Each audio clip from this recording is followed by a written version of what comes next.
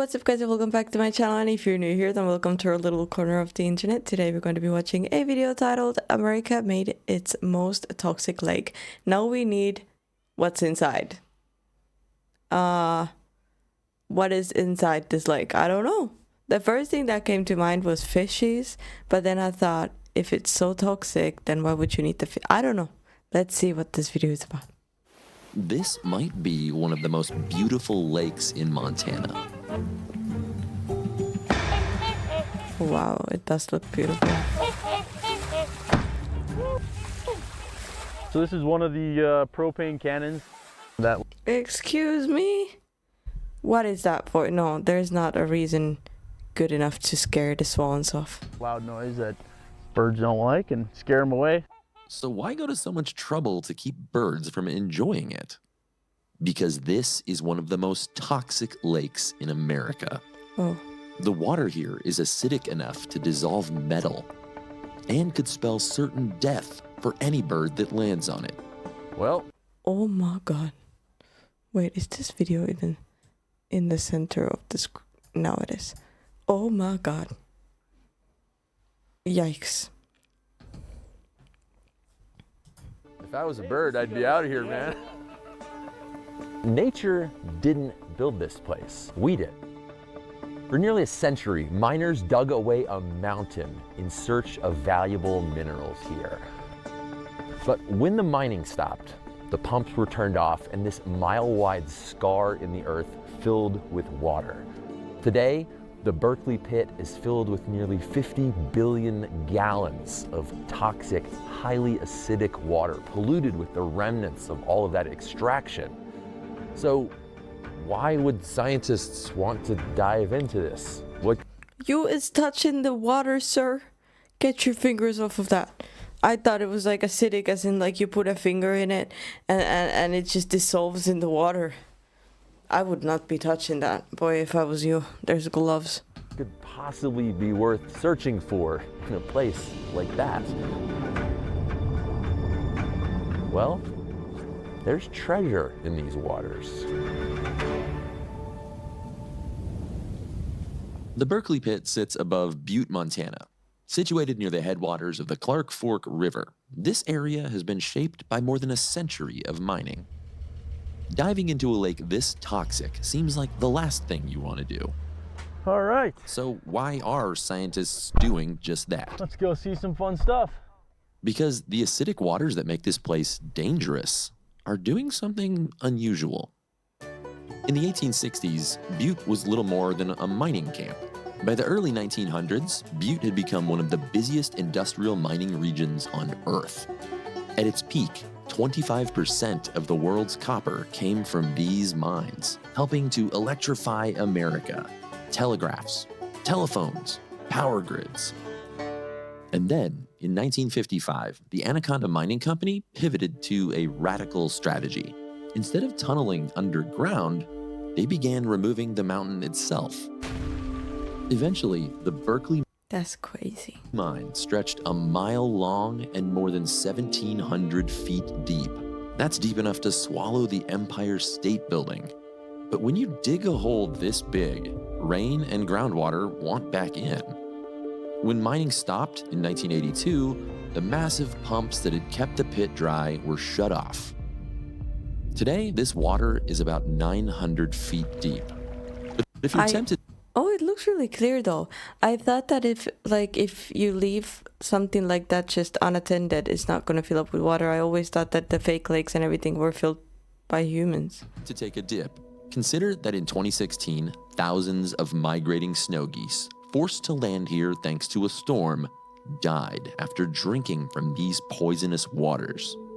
Hydrogeologist Jackson Quarles studies what makes this lake so toxic.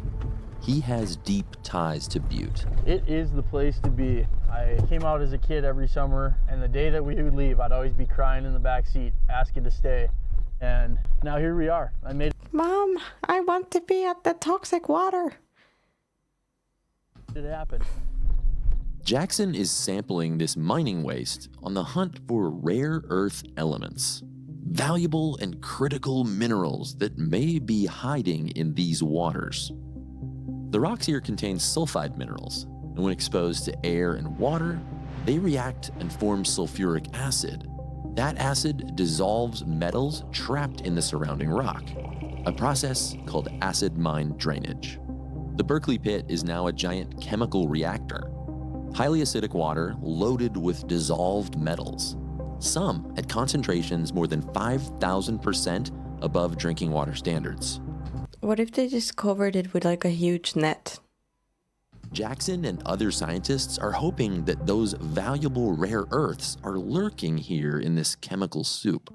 Because the Berkeley Pit is so polluted, in 1987, the Environmental Protection Agency designated it as a Superfund site. They were established by law so that whenever possible, the parties responsible for the mess must help pay for its cleanup, and they must be carefully managed to protect human health and the environment. Okay. Jackson and his colleagues have a creative idea for how to clean up part of this environmental disaster. So we've got the submersible here. So we've got a 4K camera, got 4 lights here on the front that allow us to see what we're doing. Vertical rotors here, horizontal propellers here. And then we also have our sediment sampler. Kind of just jam her in. A controlled collision. I really enjoy watching people that are like into what they're doing. It just makes me feel really good when I see that someone's like, you know, just into what they're doing. Mm-hmm. And we'll hopefully get back to the surface with a full one of these. Take this puppy down in the water. Exploring the pit is like a new frontier, one that very few people have ever seen. Each journey down is like traveling through a foreign world. It's kind of like we're going to Mars. It's a place that nobody's seen, nobody's been to since '82 when they shut down the pumps. And we'll turn on our headlights here so we can see what's going on. That's really cool. And touchdown. Whoa. What kind of samples are you looking for? What's it doing down there? We're trying to find where these critical minerals or rare earths might be. These rare earth elements include a group of 17 metals that are critical to modern technology. Among them Lead? are elements like neodymium. I know that because I used lead in the game Subnautica to make fabricators and stuff. Praseodymium, used to make the powerful magnets that spin inside wind turbines and electric vehicle motors. Others, like dysprosium, help those magnets survive extreme heat. Without them, turbines would be heavier, electric cars less efficient. Global demand for these elements is expected to surge as countries build more Okay, they were way more complicated than what I thought. renewable energy and buy more electric I was like, lead and titanium, I know my stuff, okay? No. vehicles. Today, mining these rare earths often means digging new holes. They're usually difficult to extract, and mining and refining them often comes with its own environmental cost. So what if we could find these valuable minerals in places that we've already dug? Shockingly enough, the Berkeley is home to more than we've really ever found anywhere else. There's a lot of sites, and most places in the US even, they'll be very heavy in one specific rare earth or even just the light rare earths. Whereas what we found in the pit was kind of something we've never seen, and it had that full array, that full distribution of those rare earths. These elements aren't actually rare. They're just rarely found in high concentrations. But here, the pit's chemistry has already done part of the work. Acidic water has leached those metals out of the rock, ready to be filtered out. There might be hot spots here where there's just really rich deposits that you want to focus your attention on. Yes, and kind of now is that hot point, because we know the rare earths are still in the water and they haven't precipitated into the sediment yet. And so processing them is immensely easier now. All right, well, let's go see what we can find here. Hey, we got a lot of sludge out of that And we got what we were looking for. A lot of sludge? Extracting them isn't simple. So yeah, I don't know what you would call that. That is forbidden gravy. Forbidden gravy. All right, well, I got my science helper, Joe. In order to extract rare earth elements from the Berkeley Pit, researchers are testing new chemical techniques that could This looks so complicated, but so interesting and intriguing at the same time. Even though I wish that lake was like completely clear with fishies and birds and the plants, but it's interesting. bind specifically to rare earth elements. I don't necessarily want to know, is it in the mud? I want to know, is it in the sediment that is making the mud, or is it in the water that's making the mud? And so this will just help narrow that channel down a little bit. So now we got our sludge. Oh, boy. And then what we do is we'll seal her up, we'll write on it, we'll let the lab know where it came from, the date we took it, what analysis we're looking for.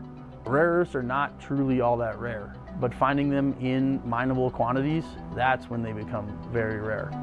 We have to get an idea of where the rare earths and critical minerals are I love how enthusiastic he is about this, but ew. coming from before we do a deeper dive into that said mine. We do the preliminary search, throw darts all over the board, and then whichever one lands on the bullseye, that's where we're going to go back to and do a lot of darts at that spot and see kind of, what we can find. You get a little bit of like a warm spot or something, Exactly. and then you do a bunch more there, and you're like, oh, warmer, warmer, warmer. And you just keep working your way closer and closer and closer until you find what you're looking for. And then you just might find that one pile of magic sediment. And another benefit to this work is that the process of extracting rare earths and other critical minerals actually helps undo the damage caused by mining. That environmental benefit doesn't just pertain to the pit, but pertains to every other form of waste that we find. And they've already been exhumed, so we're no longer digging a new hole to process new rare earths. We're cleaning up our mess. This idea is still in its infancy, and I mean, little by little, but okay, I'll buy it. it's too early to say whether it will prove to be viable. But extracting rare earth elements and other minerals from existing waste may let places like the pit inch closer to a more natural state with less long-term contamination. The anaconda slag piles, those are an enormous scar on the environment, and for one day that those might just be gone because we've found an economic way to remove it and not just put it in a hole in the ground somewhere else, but to actually reprocess, make money, and get rid of it. I mean, it's a no-brainer. It won't replace mining tomorrow, but it could reduce the need to dig new holes. If the Berkeley Pit represents how badly an environmental disaster can scar the earth, downstream, there's a place that shows us what's possible when it comes to cleaning up nature. Milltown Park, at the meeting of the Clark Fork and Blackfoot Rivers, was once home to a dam that trapped tons of contaminated sediment from mines upstream. This is Michael Custodia, Milltown State Park manager, whose family ties to the area go back generations. Here at Milltown, they built the Milltown Dam, which was right over there, and that was it finished in January of 1908. In June of 1908, we saw the biggest flood in recorded history. It was that 1908 flood that washed in a lot of mine waste from the upper watershed, and that kind of kicked off this whole Superfund issue. Milltown was the first Superfund site in Montana. After years of hard work, the dam, along with over 3 million tons of contaminated sediment, was removed from this site. 2.5 miles of the river channel had to be re-engineered back to the river's natural flow. And tens of thousands of trees were planted as part of the restoration efforts. A project like this is enormous and complex. So you had, multiple state agencies involved. It's very nice to see people taking care of the environment and nature. I mean, we've done a lot of damage. But I would love to, like I've said before, in Finland, for example, there's not a lot of old forests anymore. Everything is newly planted because they, take down the streets, plant new ones, and so on. And I don't know, I just feel like what nature has when it's like first there, or how nature works on its own, is the most beautiful way. So at least they're making efforts to, bring it back a little. from the Department of Fish, Wildlife and Parks, the Montana Natural Resource Damage Program, the Department of Environmental Quality, Confederated Salish and Kootenai tribes were very much involved. They were a trustee in all of this because of their treaty rights. We talk about it being a confluence of people almost, because a lot of people came together to make this happen over a long, sustained period of time. It did not happen quickly. In 2018, the gates opened to Milltown State Park. If it weren't for a few signs, visitors may not be able to tell that they're fishing, boating, hiking, and viewing wildlife in what was once home to piles of toxic waste. It will never be exactly the same as it was before the dam, but it has returned to a living, breathing ecosystem. And so we had our grand opening. It was in June of 2018. Parents were here, which was really exciting, especially to have my mom out here, because she, grew up here and she had all kinds of stories. Aww. It was a very emotional day for some of us. And yeah, this for me, I've been really fortunate. It's a labor of love. So we can't reverse all the damage of the past, but we can transform it into something better. At the Berkeley No, this is inspirational. I'm about to start, cleaning up oceans. Pit, scientists focus not on erasing scars, but on asking what the damage can become. Butte has always been home and hopefully always will be. My great-grandfather started here as an underground miner. All my family worked underground all the way up until my grandfather, and to be able to work in the environment that he did is just a family legacy to me. It puts a smile on my face. They call it the richest hill on earth, but I think it's my favorite place on earth. Oh my God, you want a hug? That's so sweet. I like him. A century, I like the other guy too. we treated this place as evidence of what we destroyed. But chemistry kept working. The same reactions that made this water toxic are now concentrating elements that the modern world will depend on. Rare earths that help spin wind turbines. I don't know what that is that's on top of the water, but it makes me want to take like a little net and like just scrape it off, And power electric vehicles. Right now, extracting those rare earths from mining waste cannot meet global demand. This will not replace mining tomorrow, but it's an opportunity to look at our relationship with Earth's resources in a new way. The Berkeley Pit will never be restored to exactly what it was before mining. The Clark Fork will always bear the marks of what happened there. But maybe the point isn't to erase those scars or ignore them, pretend they don't exist. It's to take an honest look at them and ask, what could they become next? We're dreaming for a better Butte. One day, the pit may be clean enough that we don't have to chase the birds off of it. It might be my grandkids that see it happen, but to know that my name was a part of it, and to know, I'm here to help. Give that man a raise right now. Happy Earth Month! PBS is celebrating by releasing a ton of great new episodes across all of our channels, diving deep into our amazing planet. Like the latest episode of 9 PBS's What Do I Do With This? Disc Junkies. This video explores how we consume media today. A super fun topic after a super fun video. It was such a good video that we're even watching the ad now. Insert rim shot. All right, links to that video and the full Earth Month playlist are down in the description.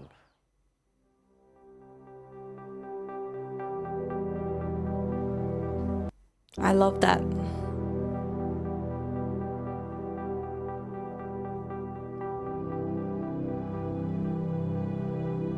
That video made me happy on many levels. Just restoring the earth, first of all, is a very nice thing to do. I really like the nature. And second of all, just the people, how enthusiastic they are about it makes my heart so happy. So thank you for joining me for this video. I really hope you enjoyed it as much as I did. Please leave a like, subscribe if you haven't yet, and I'll see you guys in the next video. Bye!